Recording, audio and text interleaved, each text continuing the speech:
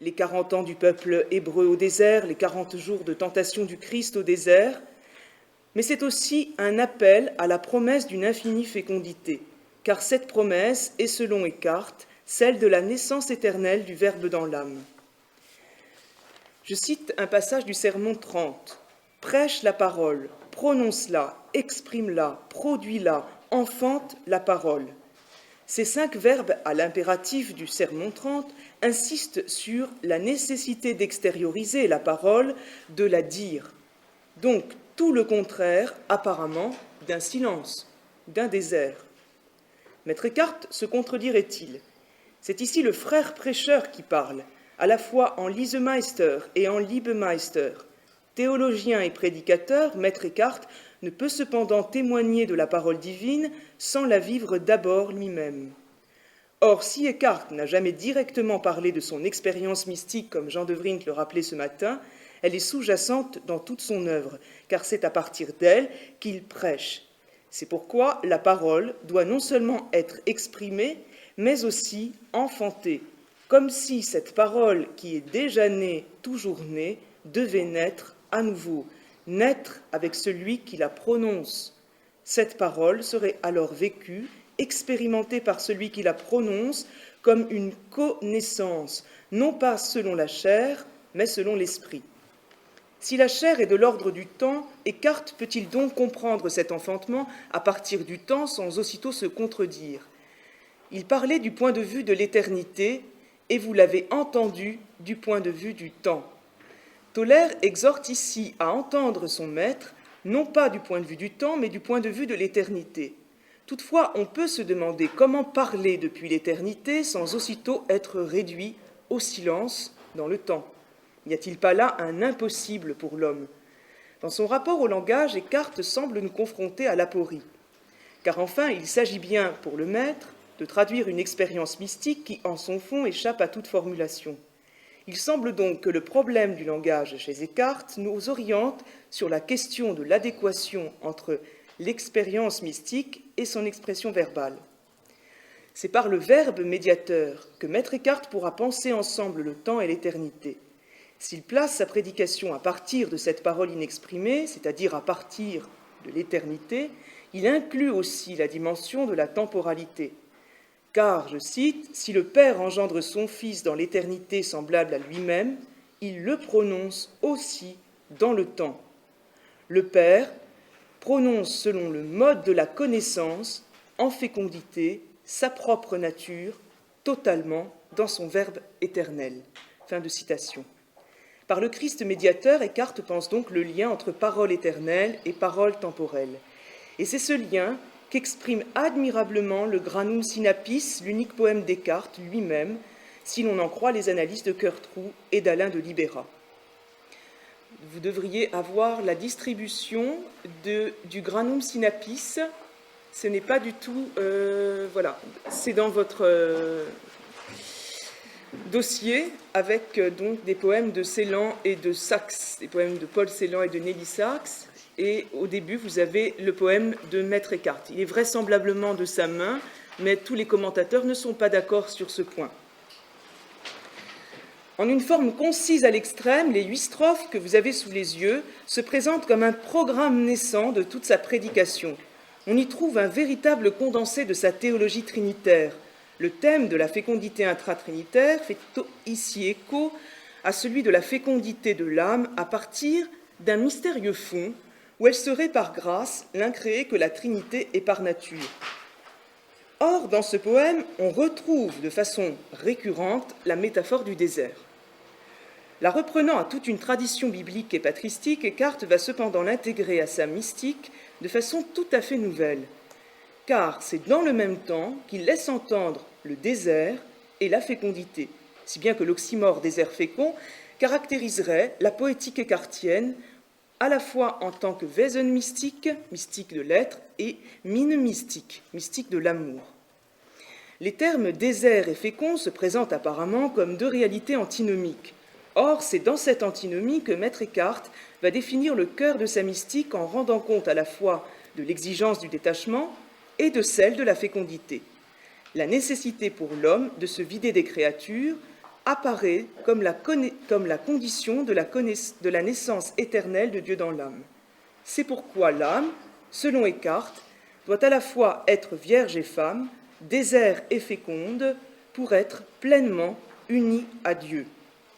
L'usage des paradoxes et des oxymores associant les extrêmes, le rien, le tout, la cime, l'abîme, le désert, la fécondité, mais aussi l'emploi d'éléments linguistiques de négation ou encore de composés nominaux comme non-Dieu, non-esprit, auront une large influence au XVIIe siècle sur Angelus Silesius et les distiques de son pèlerin chérubinique, mais aussi encore plus tard, au XXe siècle, sur les poètes qui puiseront dans leur lecture des cartes et des mystiques rénants cet art du paradoxe et de l'oxymore pour traduire une expérience plus intime à soi-même que soi.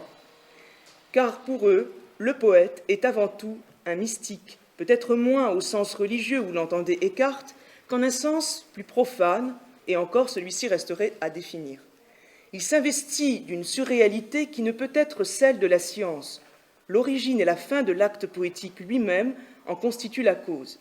Parce qu'elle naît d'une expérience mystique, la parole poétique prend racine dans l'ineffable et l'immémorial, ce qu'Eckhart nommait l'incréé ou l'étincelle divine dans l'âme, etwas in der Seele, selon le 3e point de son programme de prédication.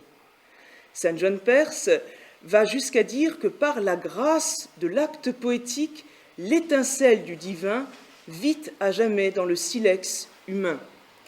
Fin de citation dans les œuvres poétiques. L'acte poétique serait donc acte d'une connaissance immémoriale à même l'expérience mystique, expérience de la présence divine dans son absence ou d'une transcendance immanente au plus profond de l'âme. Poésie de la naissance, de la connaissance, dira Paul Claudel, comme acte de délivrance ou de fécondité spirituelle. Toutefois, les liens de parenté de poètes du XXe siècle à la langue vernaculaire du maître et au granum synapis en particulier restent ambigus, tant dans la façon d'interpréter le divin que dans la démarche qui mène à lui. Car si certains thèmes se font écho, ces poètes ne font pas explicitement référence à la Trinité qui est au cœur du granum synapis. Leur rapport à Eckhart semble ainsi indissociable d'une certaine remise en cause. Leur poétique se construirait alors sur une dynamique contradictoire d'attirance et de refus avec le discours écartien. Un même goût du paradoxe et de la voix négative s'allierait ici avec un désir de récuser dans le champ de la poésie l'ineffable au profit du disciple. Jusqu'en ce mutisme, dira Rainer Maria Rilke, naît un nouveau commencement, signe de métamorphose. C'est donc dans cette ambivalence que la poésie moderne va développer un langage intrinsèque, un univers poétique que l'on pourrait décrire en termes d'unité et d'effacement des frontières entre le dedans et le dehors. Un pur surpassement où le poétique, revenu à son immémorial, s'excéderait lui-même. Mais quels sont alors les liens de parenté possibles entre cette poésie s'excédant elle-même et l'idée d'un désert fécond dans la mystique écartienne du granum synapis? Ils se font jour, selon nous, à travers une double épreuve sous le signe du paradoxe. L'épreuve de la parole depuis l'éternité ou celle de dire l'indicible, et l'épreuve de l'affirmation du sujet dans sa dépossession. Le poème mystique sourd de cette tension paradoxale où les contraires viennent s'unir, où le désert devient source de fécondité. Nous en esquisserons une analyse dans l'œuvre de Jean-Paul de Dadelsen, de Rilke, mais aussi dans celle de Paul Celan et de Nelly Sachs. La voix poétique se ferait une voix dans le désert, voix de celui qui crie dans le désert, préparez le chemin du Seigneur, rendez droit ses sentiers. Ainsi, la parole poétique manifesterait que tout acte de parole est un corps à corps avec le silence, avec ce qui ne peut se dire et pourtant se dit. Dans le granum synapis, celui qui chante, chante au désert, et l'on ne peut décider si son chant s'inscrit dans l'espace tendu qui précède un retour et une prise de parole, ou dans celui, apaisé, d'une retraite où règne un grand silence. Eckhart reprend le thème du désert pour tenter de parler des réalités les plus hautes touchant Dieu et l'âme, et l'inconnu, comme l'affirme le granum. Au commencement, au-delà du sens, là est le Verbe. Au-dessus du temps et du lieu, le désert est dit avoir sa propre guise. Il traverse le langage, les noms et les images. En lui, les opposés coïncident.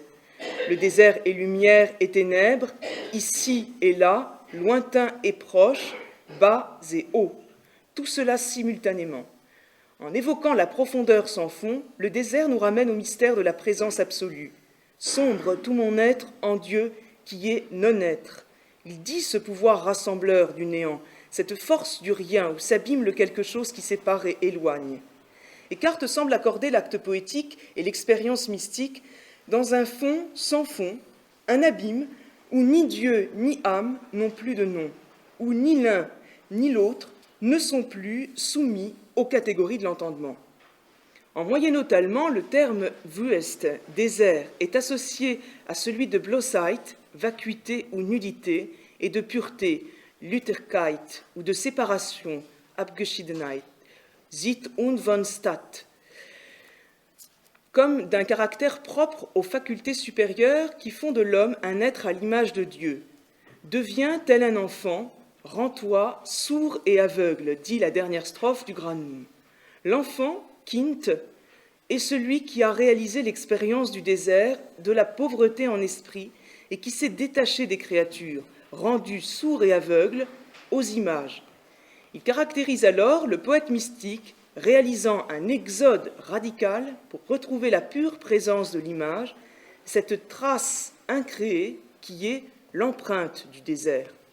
En écrivant le Granum Synapis, Descartes sait la réalité de l'incréé, irréductible à tout discours, et c'est pourquoi il le traduit en vers, parole vive où le concept est transfiguré, où l'intelligence garde à vif la trace du pas venu dans la nuit. Au XXe siècle, Jean-Paul de Dadelsen cherche lui aussi dans ses poèmes l'au-delà du Dieu nommé, je cite, le nom indéchiffrable. Dans la continuité du Granum Synapis, Dadelsen choisit la voie du désert du point de vue de l'âme pour aller jusqu'aux eaux sombres et souterraines. À l'abîme de Dieu répond l'abîme de l'âme. L'homme est capable de répondre à cet appel d'une part parce qu'il est image de Dieu et d'autre part parce que Dieu s'est incarné en son Fils afin que l'homme, par la grâce de l'Esprit, devienne fils dans le Fils. Je cite le poète, « Moi seul, pour le repos de tous, travaille vers le jour où Dieu renaît à la perfection du non-être. » La poésie de Dadelsen, dans son approche de l'indicible, devient cette parole ouverte qui, parce qu'elle échappe aux limitations du discours prédicatif, pose la question d'une autre voie possible, la voie de fin silence, qui est celle même de la mystique. Le silence de Dieu implique alors la reconsidération, la reconstruction de la parole des hommes. Chez Dadelsen, le goût marqué pour le paradoxe et les formules négatives n'est pas le seul trait commun avec Descartes que l'on puisse mettre en lumière. Cette composante formelle révèle une démarche influencée par le Granum Synapis. Aller au centre du silence, dit Jean-Paul de Dadelsen, s'arrête là où s'arrête son souffle. C'est là la tâche qui incombe au poète. Mais, ombre, qu'ai-je à t'offrir? Quel pain, sinon de ténèbres et de séparation, dit Jean-Paul de Dadelsen dans son œuvre intitulée Jonas. Dans la reconnaissance de lui-même en tant que créature, néant en soi, le poète prend conscience de la nécessité de faire retour au fond de son âme afin d'y retrouver la présence intime de Dieu, la source même du langage. En ce fond de l'âme, qui est celui d'une rencontre gracieuse avec l'être divin, Dadelsen retrouve la fécondité d'un dialogue oublié et développe toute une poétique de l'unité vivante, une parole nourrie de silence intérieur et qui par cela même devient féconde. Ainsi, pour Dadelsen, la réalité n'est pas le lieu d'une abolition nécessaire, elle est l'objet d'une perte que le langage du poème tentera de surmonter. Ce qui se retrouve alors posé avec acuité, c'est le problème des rapports du langage avec la réalité. Ce que Dadelsen appellera la terre apprise avec effort, cette terre est nécessaire. Ce que le poète dit, il ne sait pas le dire. La mesure de sa parole est de parler de l'indicible. Aucune rhétorique n'y pourvoit. La parole poétique se risque parce qu'elle est essentiellement mystique. C'est toujours l'incréé qu'elle veut dire, ce qu'il y a de désert dans l'âme. Voilà qui est promis à la fécondité la plus féconde.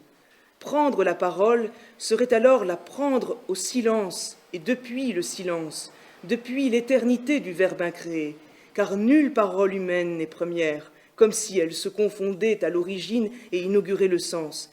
Mais toute parole digne de ce nom est pourtant comme une étoile du matin. Elle se lève avec l'incertitude de l'aube et s'avance face à ce qui se dérobe. La radicalité de l'affirmation n'a de mesure que le sans mesure d'un tréfonds de l'âme qui se définirait alors par le paradoxe extrême, être ni ceci ni cela, et pourtant être cet homme sans qualité, dont parlera Musil. Échec et mat, tant formé lieu, dit le Granum Sinapis. Le thème du désert traduit cet objet qui toujours se dérobe, surplombant à la fois l'être et le néant. Si je te fuis, tu deviens moi.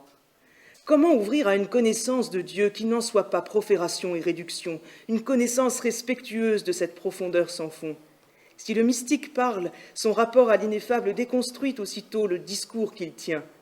La métaphore du désert rend alors compte d'un langage qui, par un jeu de contraires, cherche à traduire les réalités essentielles, mais n'y parvient de fait réellement jamais, et se destine au silence. Je cite le Granum, « Si tu vas par aucune voie sur le sentier étroit, tu parviendras jusqu'à l'empreinte du désert. » On retrouve cette épreuve du dire indicible chez Rilke, à travers la figure d'Orphée, qui trouve en la source du langage poétique la fécondité mystique de l'âme. Le divin apparaît chez Rilke comme une présence qui s'offre en se retirant, échappant à toute préhension pour laisser à l'homme l'ouverture de la parole. Je cite, « Car même le plus proche est lointain pour les hommes. » Mais ce lointain n'est cependant pas un constat d'échec du langage chez Rilke. Il est paradoxalement un appel à la parole, car chez lui, il n'est pas question d'un ineffable inaccessible par la parole. Si Dieu est au-delà de tout ce que l'on peut en dire, il semble ainsi ouvrir la voie à la parole et non pas la fermer. Je cite, « Oh, le dire tellement que les choses jamais au plus intime d'elles-mêmes n'eussent imaginé l'être. » Fin de citation. Dieu est la source même du langage, il est celui qui ouvre à l'homme la tentative infinie de dire la réalité du monde avec le langage qu'il a reçu. Et Rilke veut faire confiance au langage. Si le monde de l'ineffable est réservé au chant de l'ange, fils de personne, le disciple appartient au monde humain. L'homme parle car il est relié contrairement à l'ange qui, lui, est seul. Ce lien dit son caractère religieux inhérent. Mais jusqu'où peut-on établir une relation entre la poétique rilkéenne et le Granum Sinapis Descartes? Sans avoir recours au discours théologique, Rilke parvient, dans un registre poétique et profane, à la même expérience mystique du désert fécond, une naissance éternelle de la parole dans l'existence présente. Si Eckhart a été un prédicateur, lui aussi a reconnu au mot une puissance de salut. Mais là où il insiste sur la grâce du Verbe de Dieu et la filiation par la naissance de Dieu dans l'âme, Rilke ne rattache pas le verbe poétique à la présence du Verbe divin, ni même à un discours de foi. Il l'érige au contraire en un tout, un principe cosmique qui se définirait dans l'ouvert, ou le disciple suprême. Je cite, « À plein regard, la créature voit dans l'ouvert. » Rilke réinvestit alors l'exigence du détachement et le thème de la naissance de Dieu dans l'âme à travers une figure profane, la figure d'Orphée, plutôt une figure mythique, qui serait comme l'avers profane de l'homme noble écartien. La lyre d'Orphée parvient alors à cet au-delà des images qui unit le champ terrestre à l'invisible, l'homme à Dieu. Mais cette union n'est jamais vraiment consommée. Elle est toujours tendue comme une promesse, un quelque chose d'incréé qui est un appel incessant à la métamorphose, au voyage intérieur. La poésie permet alors d'accéder à l'expérience mystique de l'unité avec la parole. Or, chez Rilke, cette parole n'est pas séparée du monde, elle y est intégrée, elle lui est même consubstantielle, car elle porte en elle ce caractère sacré qui relie le monde concret au monde caché et qui rend l'éternité sensible. La poésie a une fonction théophanique, elle dévoile par analogie l'ordre intérieur du cosmos.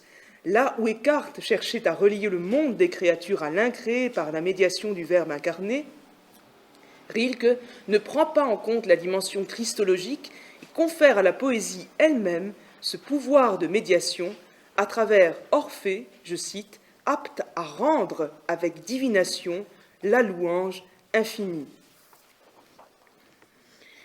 Donc, si le vocabulaire théologique n'est pas à proprement parler convoqué chez Rilke, une force divine est à l'œuvre, une exigence de transformation intérieure est requise. C'est une sorte de Pâques qui ouvre l'homme aux dimensions infinies de l'inconnu en lui-même.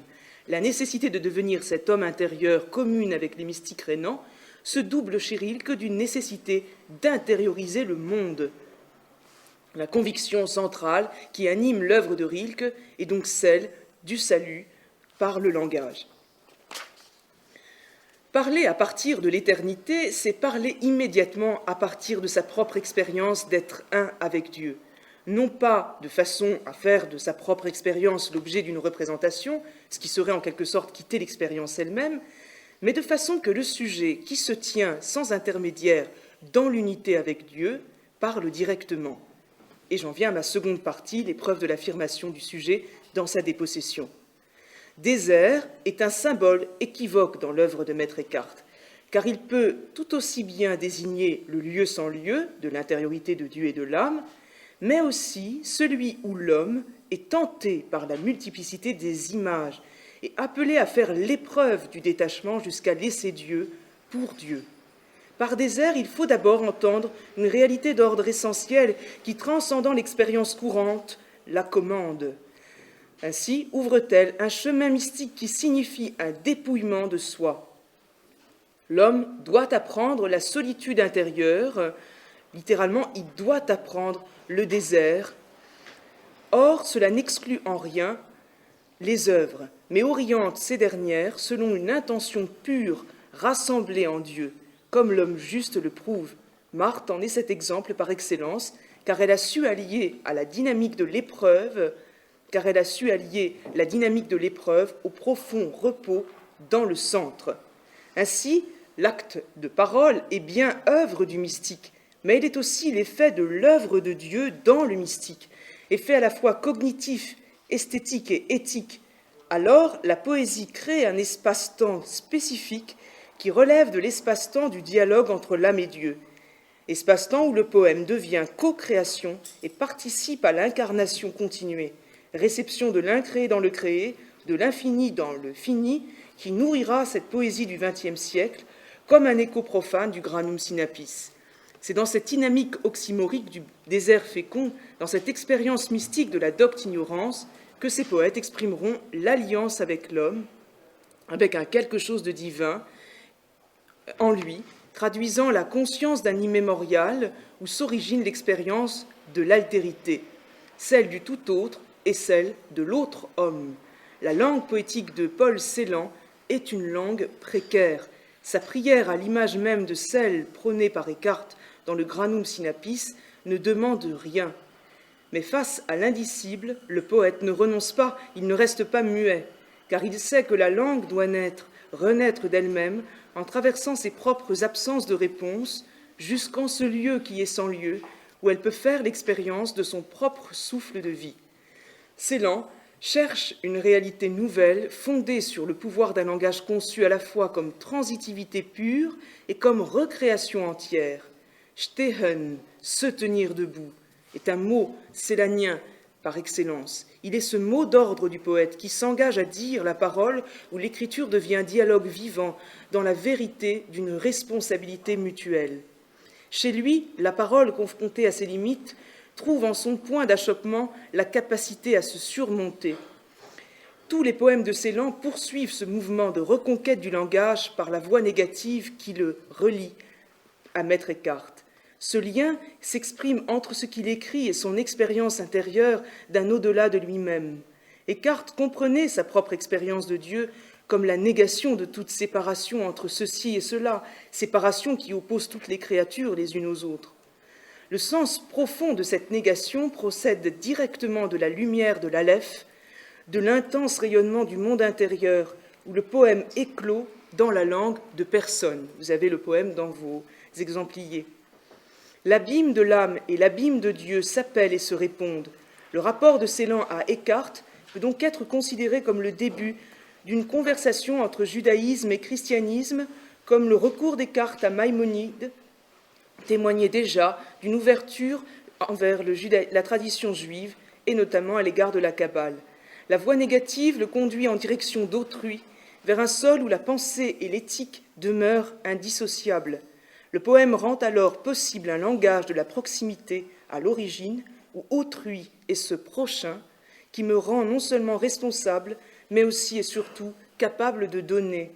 Si Paul Celan utilise un champ métaphorique, ces images tendent à devenir de moins en moins nombreuses à mesure que le poète s'avance dans son œuvre. Elles reviennent de poème en poème, mais en se réduisant. Ce qui importe alors est la relation qui se joue entre les mots. Celan cherche un langage de plus en plus proche du silence, de la nudité, un langage qui serait dépouillé de la fascination opérée par les métaphores. Sa poésie se veut alors une poésie sans image, en quête de l'indicible et de l'infigurable. Comme Eckhart, Celan cherche l'Überbildung, l'au-delà de l'image.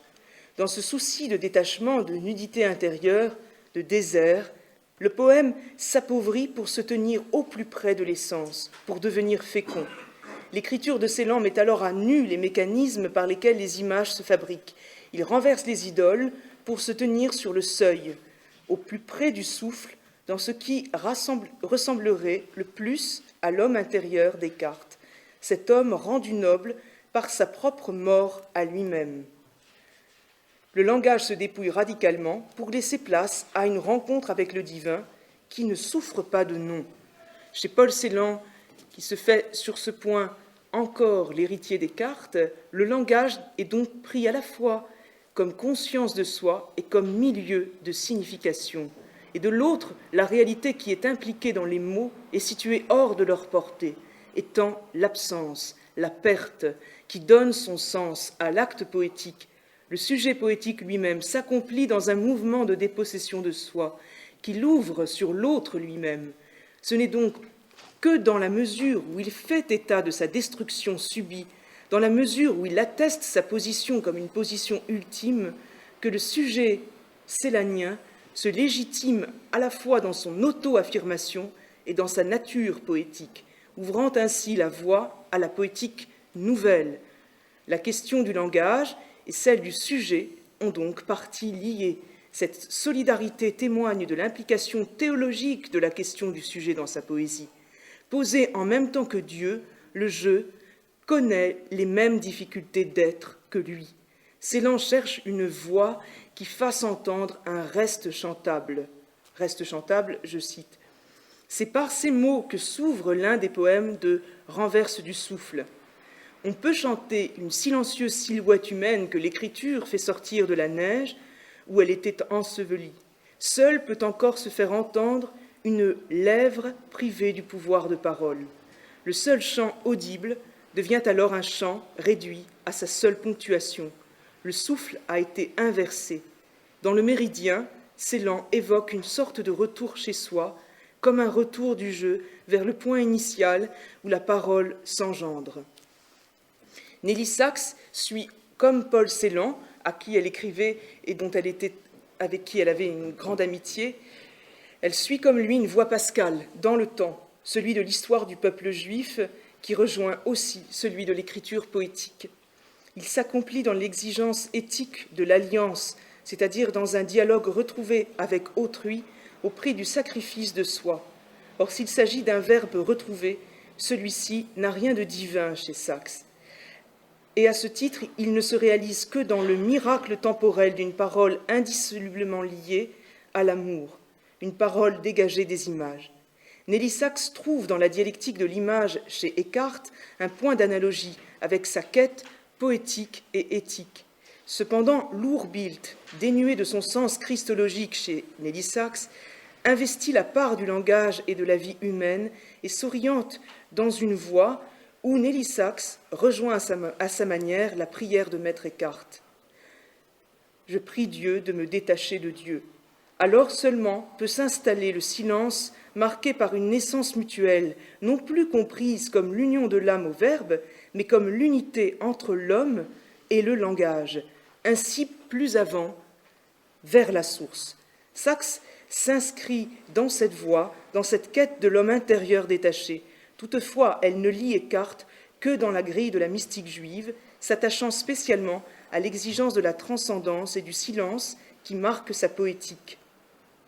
Les négations et la métaphore du désert, jointe à celle de l'abîme, ainsi que l'usage des paradoxes, vont lui offrir une source d'inspiration et entrer en corrélation avec sa foi juive. Sachs s'ancre dans la perspective du maître, dans cette connaissance inconnaissante qui transcende l'intellect lui-même et concerne à la fois l'âme et Dieu.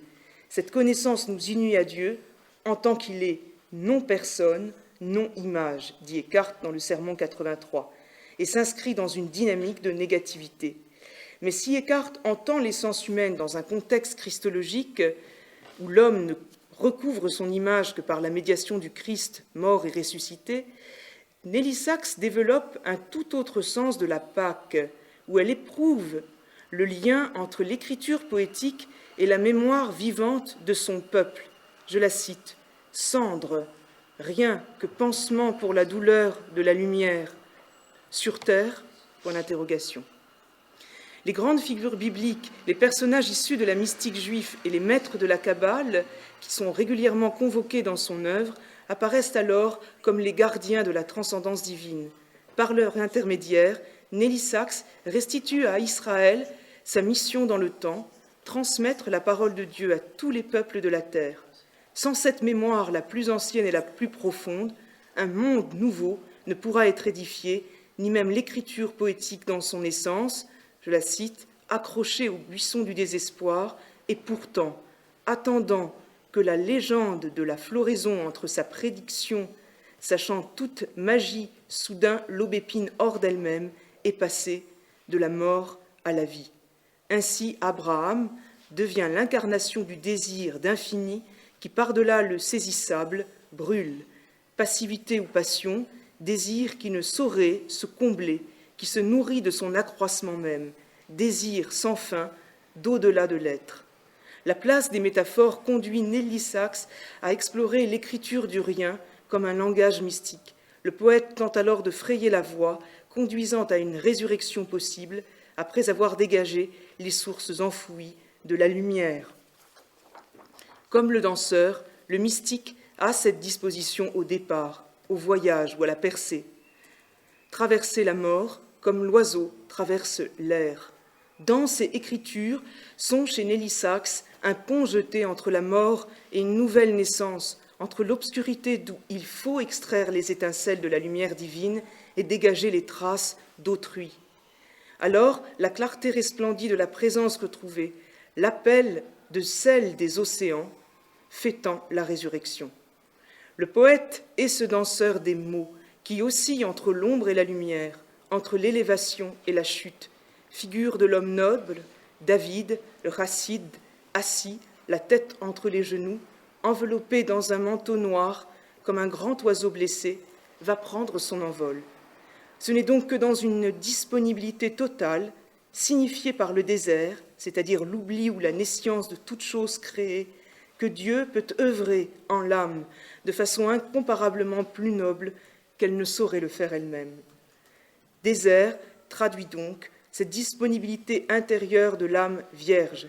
Mais l'âme vierge, qui n'est pas devenue une femme, dit Maître Eckhart, laisse les dons se perdre et ne peut ainsi accéder à l'autre désert, au désert fécond. Je terminerai par la citation de Maître Eckhart. Cette Vierge qui est une femme, rendue féconde à partir du fond le plus noble, ou pour mieux dire, à partir du même fond où le Père donne naissance à son Verbe éternel. L'oxymore du désert fécond rend ainsi compte d'une tension identificatrice entre le vide et la plénitude.